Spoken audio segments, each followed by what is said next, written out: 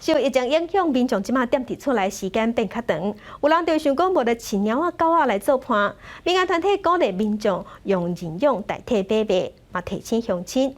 要饲进前一定爱想好清楚，唔通头仔兴兴，尾仔零零。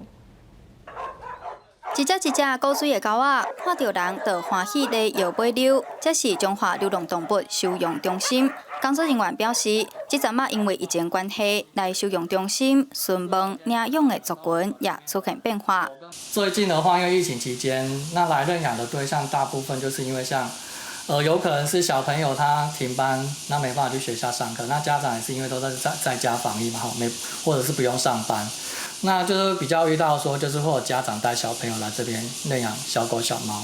那另外的部分呢，就是像一些学生，他们可能就是不用去上学啦，所以他可以利用非假日时间，就是平常日也是有想要认养狗跟猫。民众伫防疫期间，若感觉孤单，想要有动物陪伴，动物保护人士除了鼓励用领养代替购买，嘛提醒伫饲动物伴进前一定爱想好清楚。你茫感觉讲即马欢喜啊，就领对，但是呢，等疫情过了后，还要你无倒饲，这就麻烦啊。所以我要甲呼吁就讲，你爱做慎重的考虑，你爱照顾伊的一生，就是12年至15年只狗的生存的时间是遮长哦。李条船讲，找动物伴是一世人的代志，除了有爱宠物的心。现实的开销、宠物的活动空间、陪伴的时间等等的条件，拢爱考虑好势。若准讲真正不得已无法度继续饲，千万唔通直接放路边，爱替因找后一个认养人，也是请收容中心帮忙。